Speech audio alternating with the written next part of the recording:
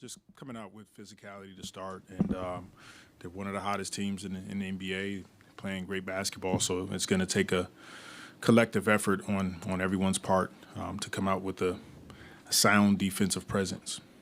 When you look at how their team has changed with integrating James Harden, what do you see that's different now than when he started?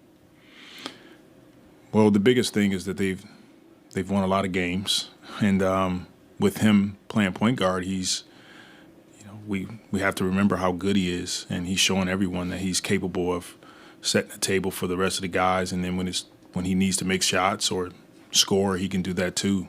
I think what's really impressive is their defense. All five guys plus their substitution guys, they come in and they play hard defensively. They play together. They get stops and they get out in transition and run. What's been said about the substitution guys, like quote-unquote role players like Powell, and Mann, and Zubac, they're playing the best basketball in their careers. Has that really been key for them as well? It has. Collectively, you look at their roster, they're all playing well. And so, it's going to be a good test for us tonight. What about Z or Naji yet? Naji's out, Z is in. And you guys and the Clippers, like a couple seasons before this, 2 seasons before this, you and Ty both dealt with just the lineups changing a lot and not something you could control. And this season, both of y'all have had continuity. Is that something you ever talked to him about? Is that something you just notice as kind of a similarity or anything like that between y'all's teams? We talked about it a little bit this summer.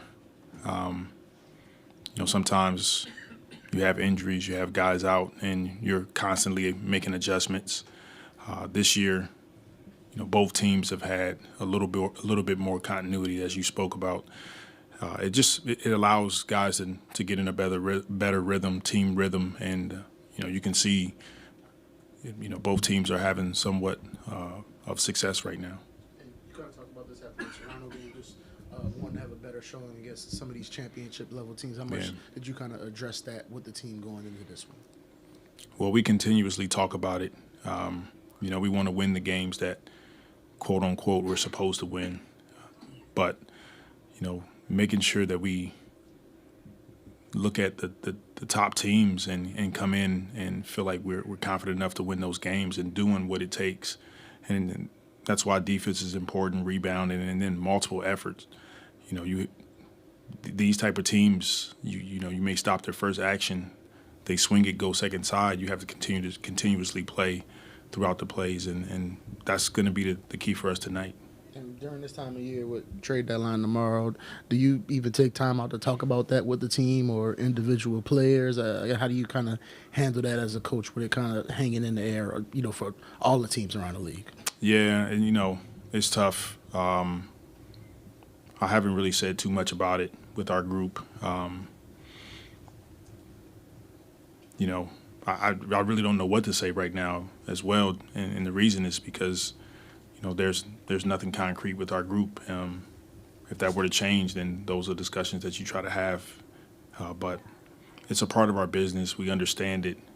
It's extremely difficult when you're hearing rumors or what have you, and we try to negate them if we can. But the biggest thing for us, for myself, for our group, is to really concentrate on the things that we can control, and we can't control any of the rumors or if something were to happen.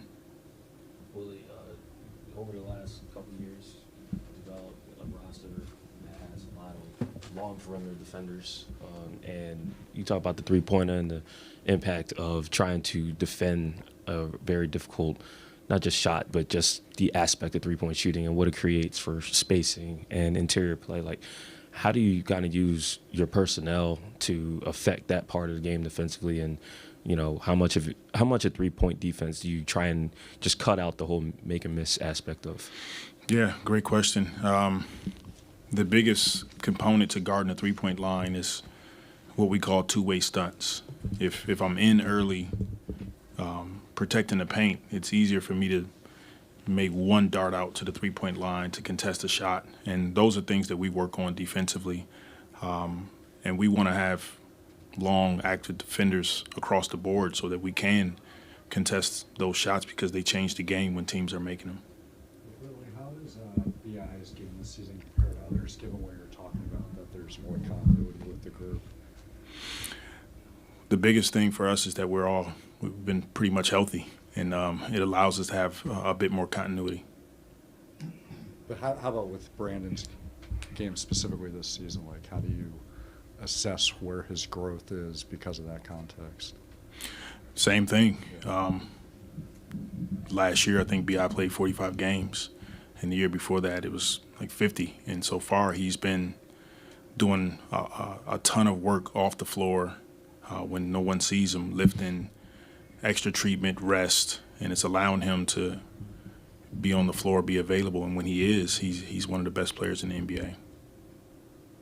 Coach, when you saw this team about a month ago, you said after the game that they were very aggressive, they were physical, and they got their hands on you guys. Yeah.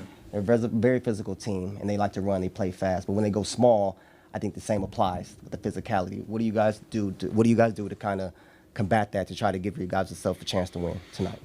We have to play fast and forceful.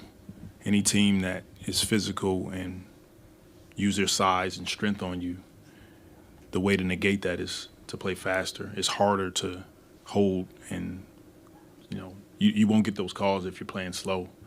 So number one, we got to get stops, rebound the ball, and then whether it's transition or half court, getting into sets and plays with a force and physicality offensively that doesn't allow them to be at their best, and they're at their best when you slow the tempo down and they can set their defense.